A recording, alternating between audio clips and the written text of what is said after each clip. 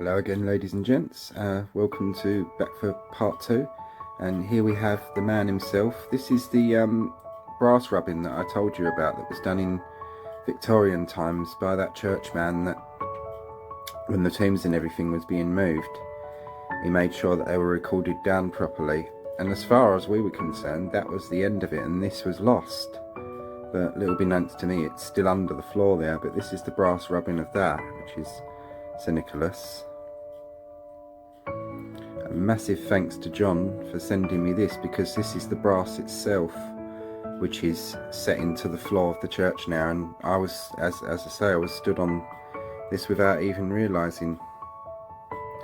There we have a balding St Nicholas Tufton ancestor who's chosen to be shown in his civilian clothing rather than his knight's clothing.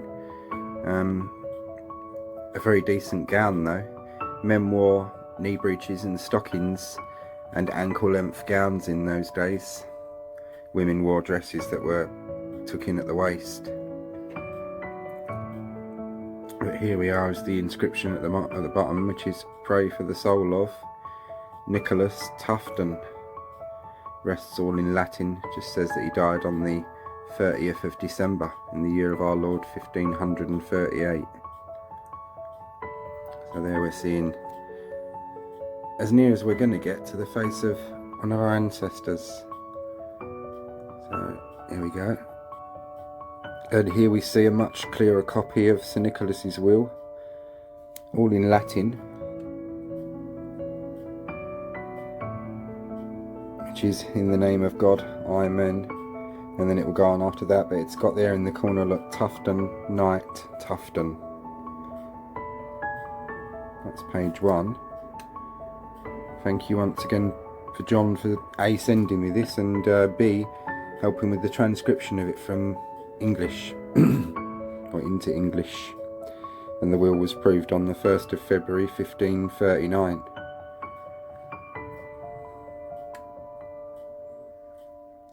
Here we move on to legal documents, either St Nicholas himself involved on his own account, or, and this, as in this case, as a witness. The 8th of June 1500, Thomas White of Northiam to William Cheeseman, 24 land and wood in Northiam and Wakehurst, abutting on elands and by water running from lands to the George Pyres to Catchcombe lands.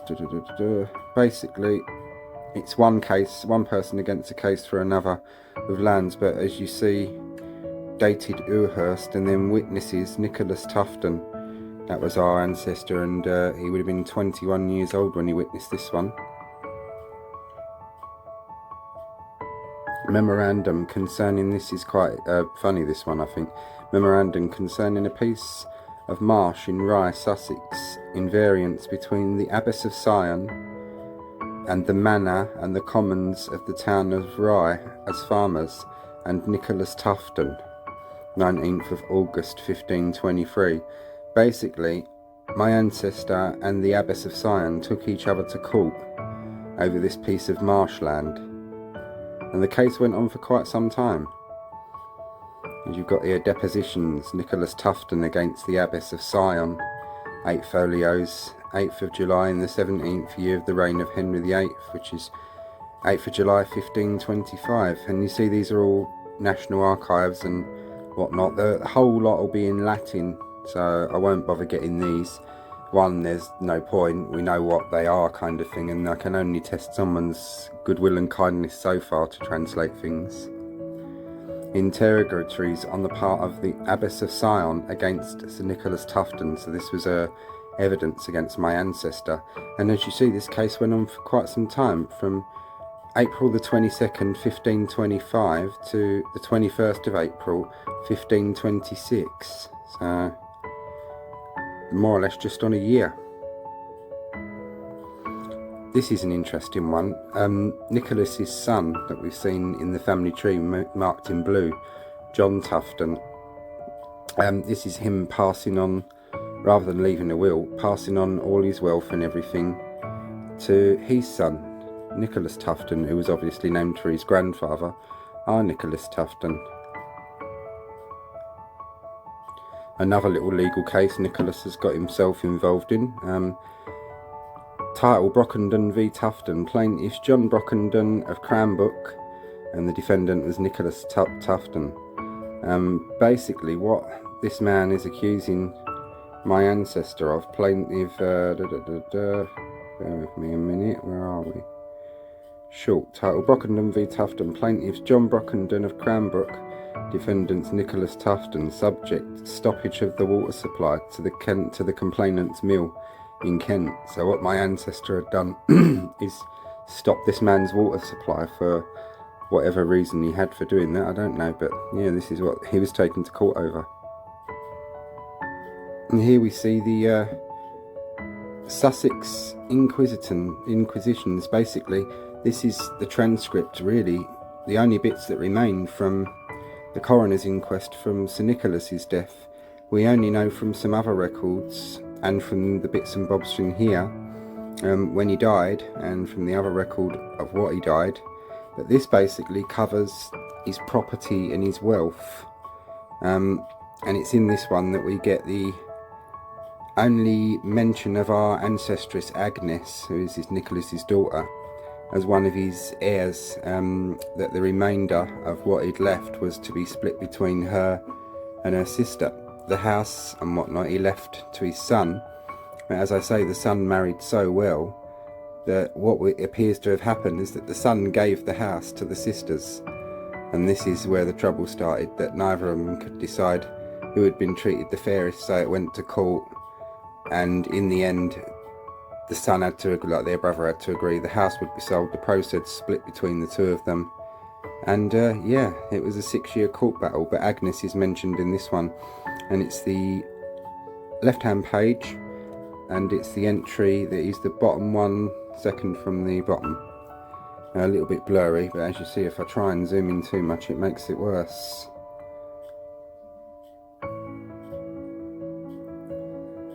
And here we see Tufton Place, which is the home of Sir Nicholas Tufton and his wife Margaret. A lot more information and details that come in now. Great Dixter House, where Sir Nicholas Tufton was possibly born and was very, very likely raised. That was built by his great-grandfather, Sir Richard Wakehurst, and his wife, Lady Elizabeth. But this home was built in the early Tudor period, so it's likely built by Sir Nicholas's father, William, and his wife, Alice. This is the home as it appears now. It's had renovations over the years, but the middle Tudor chimney still survives, and that's original. So we know that this is the home in which Sir Nicholas and Lady Margaret would have lived when they married and raised their children, and where they would have died.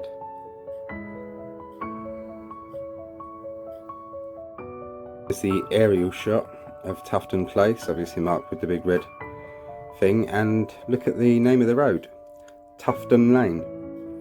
And there's still a Tufton charitable organisation that's going today, that was actually set up in place by my ancestors, so that's nice to know that it's still carried on kind of in their name. It was originally first started by him and has been carried on from there. Sir Nicholas's nameplate, this is a screenshot from the video I took when I was in the church, so it was nice to have gone and visited and paid my respects. Little did I know, as I say, that I was standing right on top of the main thing without even realising it, but there we are, that'll be for another visit. And there's his name close up, Nicholas Tufton, which is the only part of the inscription which is in English, the rest of it being in Latin. This is from a family history website of the Sackville family.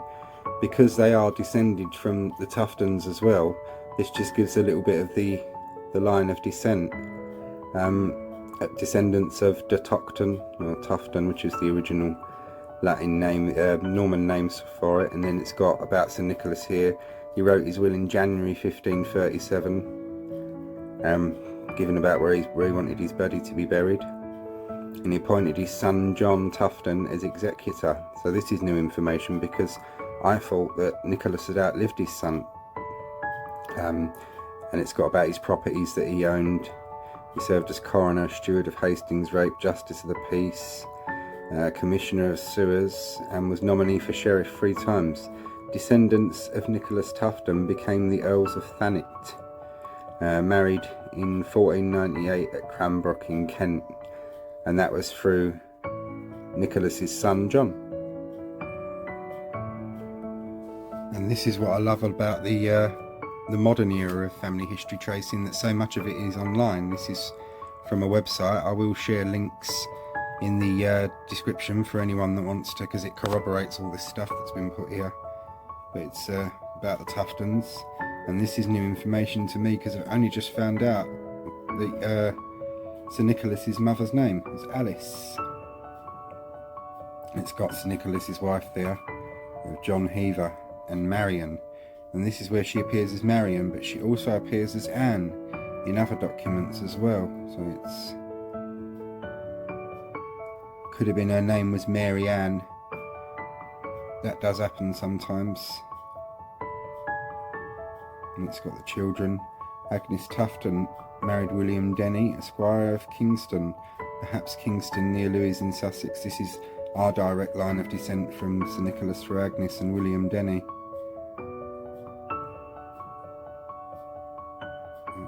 And this is all the links and everything. There's so much of it.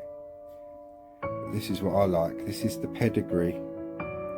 When the Earls of Thanet became Earls of Thanet, they have to prove their lineage and pedigree. And this is the early Tufton coat of arms. By the time Sir Nicholas came along, he had his own coat of arms, which is the one that we saw in the church. But this is the coat of arms of Simon Tufton, which is Sir Nicholas's great-grandfather. And there you see Sir Nicholas himself.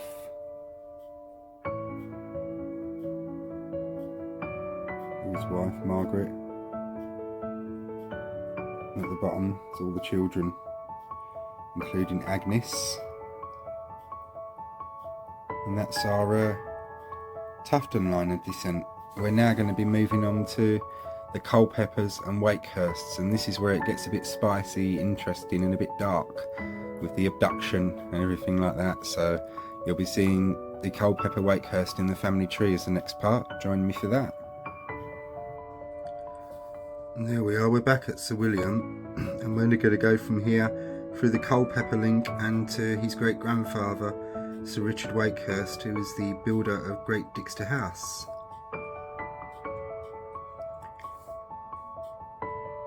Sir Nicholas's mother and father-in-law, this is his wife in red here, and it's through her mother, through Lady Anne, and then Mary Ann as she sometimes appears, Culpepper.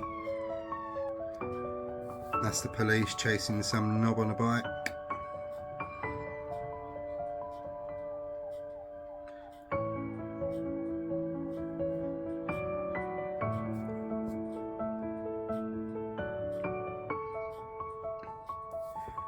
Sir Richard Culpepper, KNT, Knight, or should be CUNT maybe. Oh, I shouldn't say that really, but there we are. It's this one, Richard and his brother Nicholas.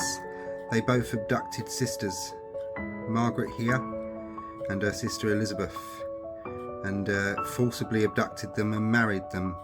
But some say it was a ruse and that they wanted to be abducted and married and whatnot on that, but we'll see more of that in the story that's all online about that. And then we see Lady Anne.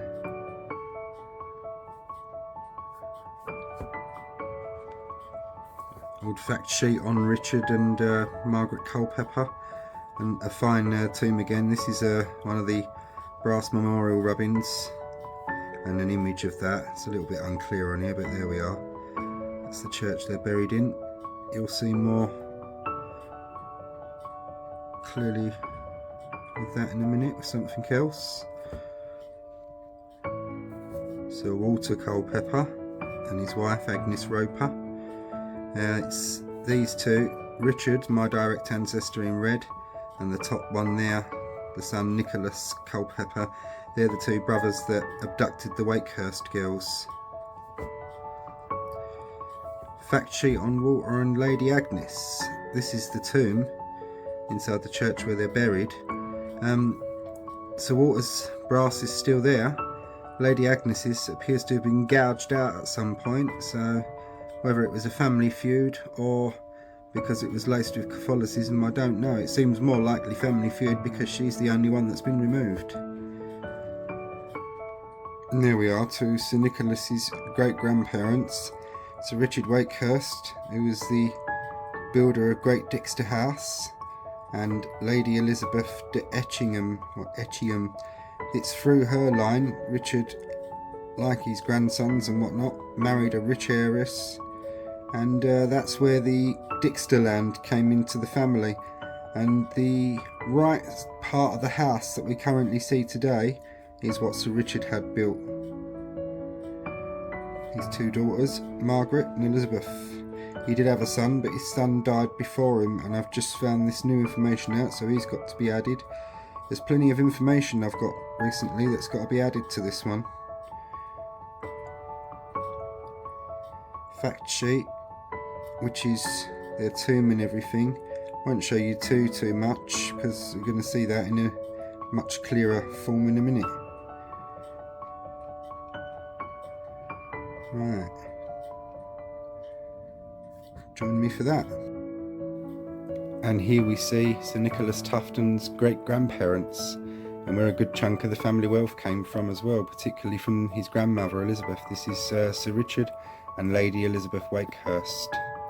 This is from their tomb in the church. We'll be seeing more of this in a minute, but this is a little hint of our two people. This is as close to seeing their faces as we shall come.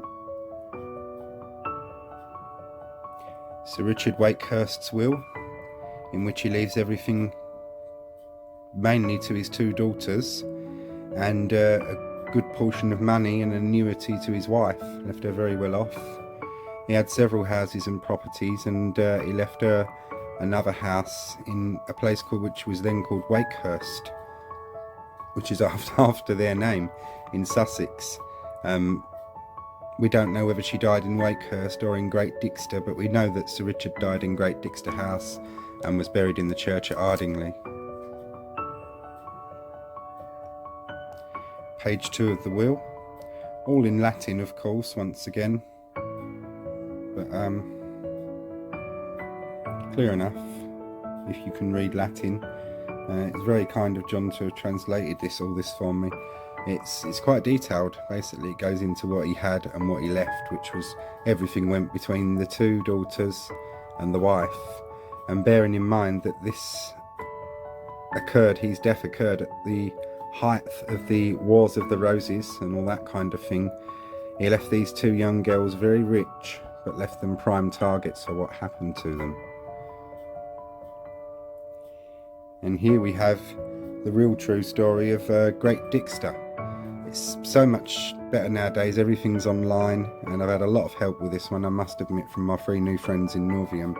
But the Great Hall, virtually in the state, basically, the house was in 1911 bought, was advised to be pulled down, but thank goodness the people that bought it didn't pull it down. They got Edwin Lutyens, the architect, in, who decided, rather than to rip the whole thing down, to work with what they had, and the owners had another Tudor building in another place that was bought from there to Great Dixter and built onto this one.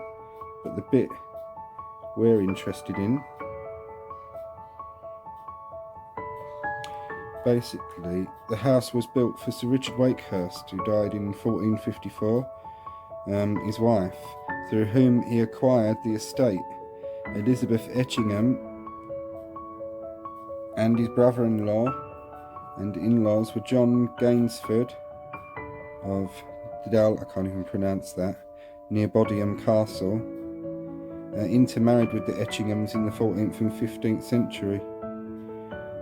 Originally the hall was heated by an open fire in the centre of the floor, like the surviving example at Penshurst Place in Kent.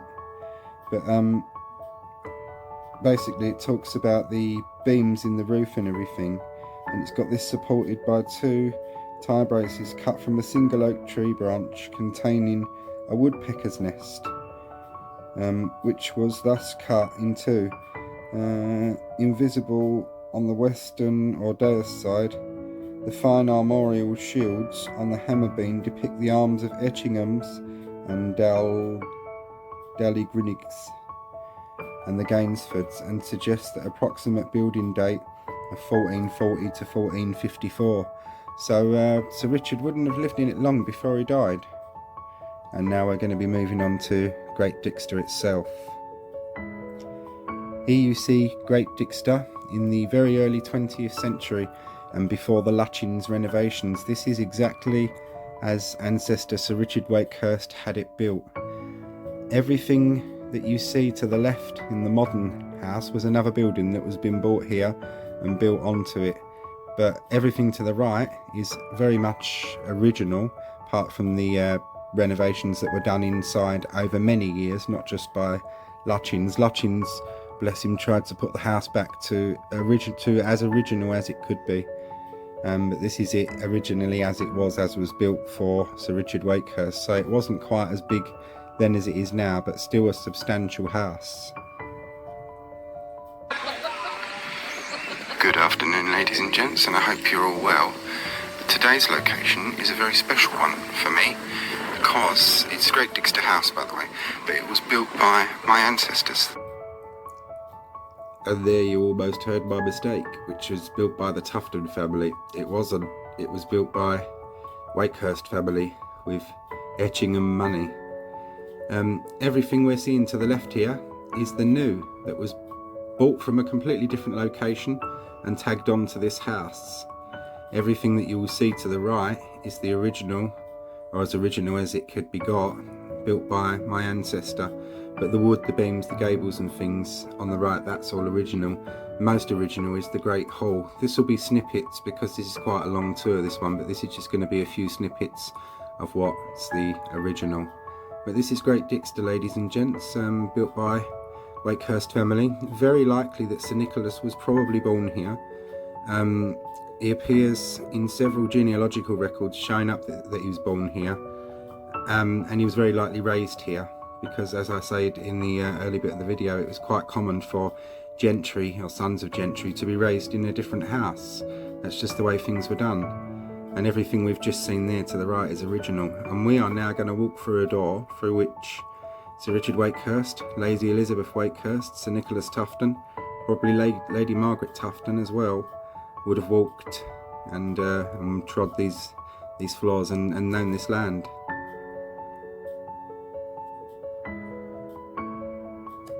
In we go. And the phone is in my pocket because it was covert filming. You're not really supposed to film in Great Dixter. And I was a bit naughty filming it, I know, but there we are, that's me. What's life without a little bit of naughtiness? Then we're going into the Great Hall. These beams and these roof is under which our ancestors would have sat and feasted and enjoyed life. The Great Hall played a massive integral part in life in those days. You'd have had the high table where the master and his family sat, and then tables below that where servants and the household sat. There you see the fire, which wasn't there in Sir Richard Wakehurst's day. That's a later Tudor addition. In the Wakehurst and early Tufton era, fires were in the middle of the room, and the smoke would have made its way out through the windows, which weren't glassed in those days, and through little holes and stuff in the roof. It served several purposes. You could hang meat up there and dry it, hang your clothes up there and keep the lice away and things like that. And the smoke also served to keep nasty parasites and bugs and things out the roof that you wouldn't want in there.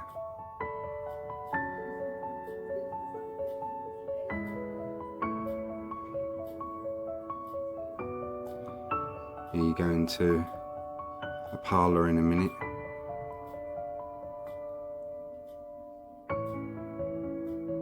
Authors lived here in the 20th century, so it's quite famous for that as well.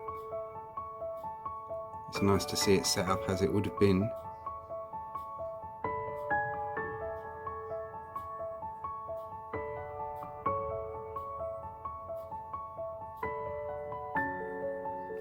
One of my favourites, a clock. I should have that clock. My family built this damn place. Part of the tour was black with just audio from the guides, because the phone slipped in my pocket and I had to sort of be a little bit careful because I think they was a little bit suspicious of me. But here we're just going to be going up to the stairs in a sec. This in its day, it's a room now, but in its day it would have been known as the solar, where the master and mistress would have slept. That would have been the only bedroom in the house, really. People all lived together in those days, rich and poor. It was communal living at its best.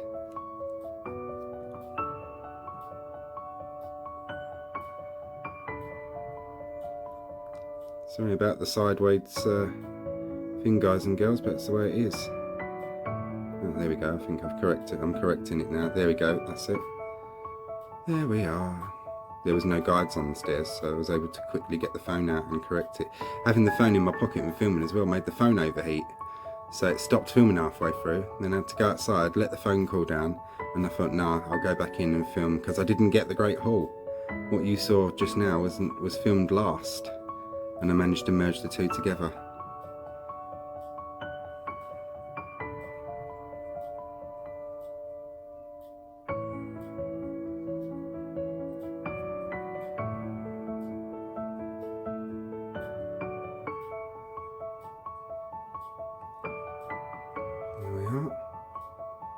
Right, well that's Great Dixter. The original bit is that what we've just seen is the Great Hall. The room which was the solar was very much renovated in the early 20th century. So back to Richard and Lady Elizabeth Wakehurst. The Great Dixter that they knew.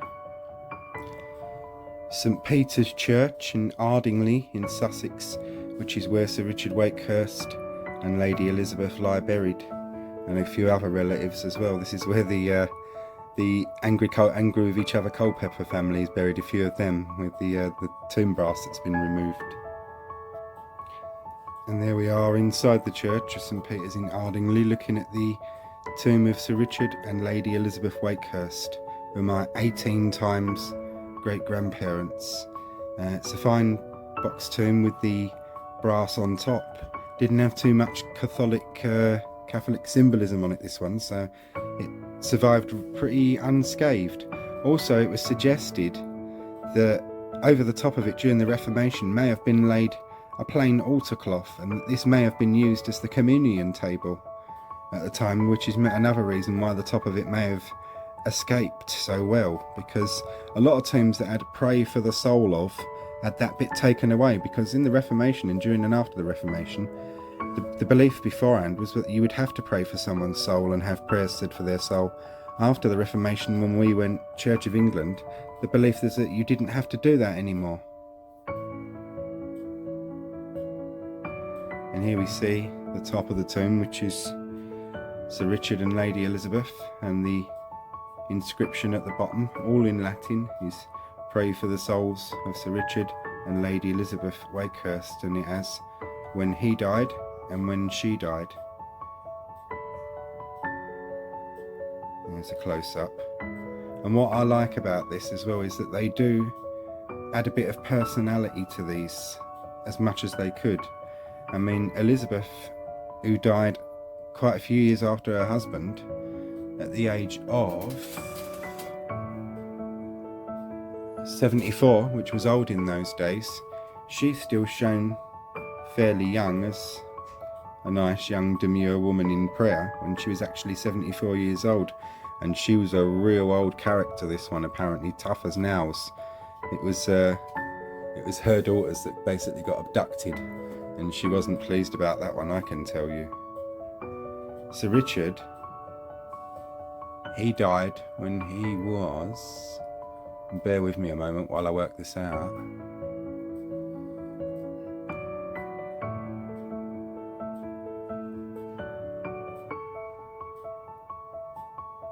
He would have been about 68 or 69 years old. And he, obviously not so vain, is shown as an old man. Look at the old wrinkled face and puckered lips. And he's got quite a nice face, actually. They did try to add personality where they could. And see, ermined trimmed robe, which is one of the signs of his status, shown in prayer. That's the church. And now to the abduction story of Richard and Elizabeth's daughters, Margaret and Elizabeth, who were abducted by brothers Nicholas and Richard Culpepper, Margaret being my direct ancestress and Richard being my direct grandfather ancestor. And we're going to move on to that story now. And this is a web page, a small town scandal, the white and the red roses. This is Wars of the Roses and a small town scandal. Let's get rid of that.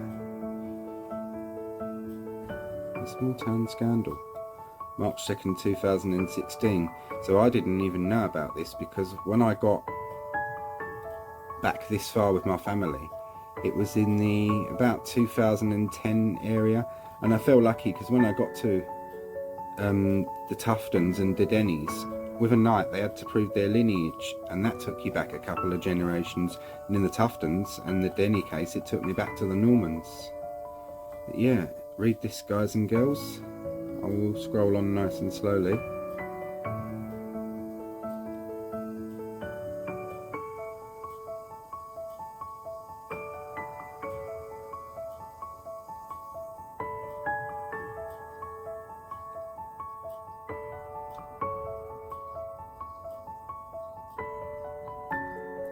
It's got the brasses for the Culpeppers and the Wakehursts.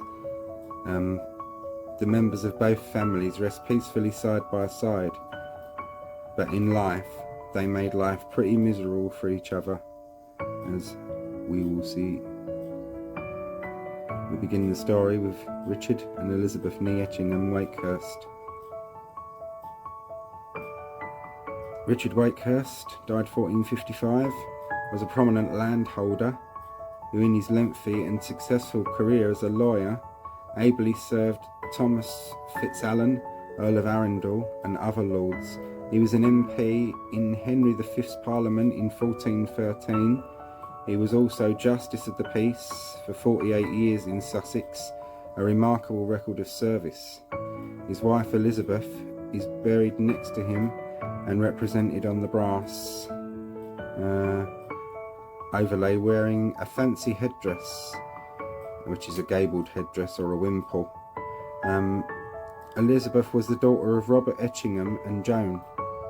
Her well-connected family had lands in Kent, and she was related to several prominent families, including the Fitzalans, Savages and Cobhams. So Thomas Cobham, Cobham's Cubs and all that, we're kind of related to them. So many links, it's crazy.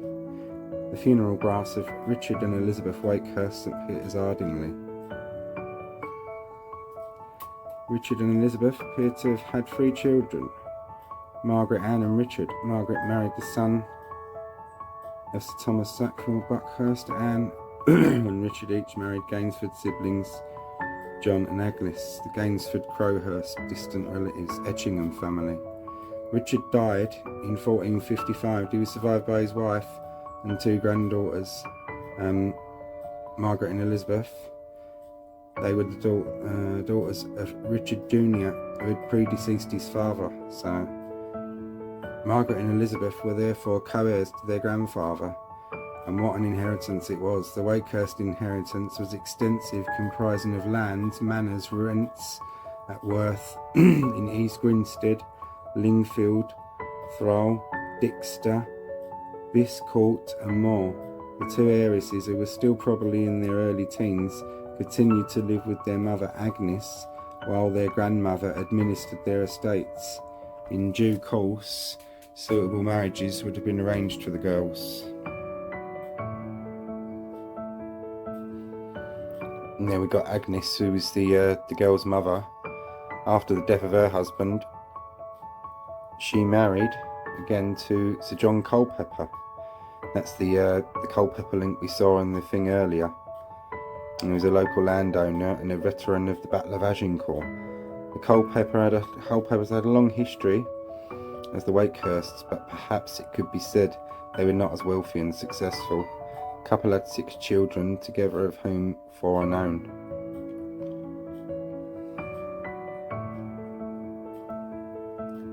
And this is that much clearer this time, but the tomb brass I showed you earlier, you can see it much better now, with Agnes removed, even her coat of arms removed. But a lot of it's been botched up and quite damaged, so it could and is very likely been done in the Reformation era.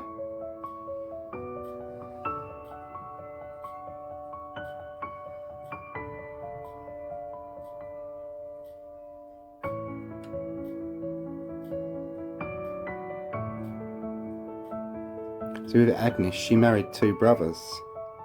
So with her daughters, it was a bit of a, they did in those days, kind of interbreeding, intermarrying, fucked up shit, and it created a lot of situation in the family. And so it was interesting to find that the girls' grandmother, along with their guardians and maternal uncles John and William Gainsford, Thomas Etchingham and Thomas Who, secured certain promises from the girls' new stepfather, who said, on the faith, and that this is the Old English, I like this, on the faith and the truth of his body, and he was a genteel man, that the girls would be kept safe, and they weren't kept safe. In those days, marriages were a serious matter.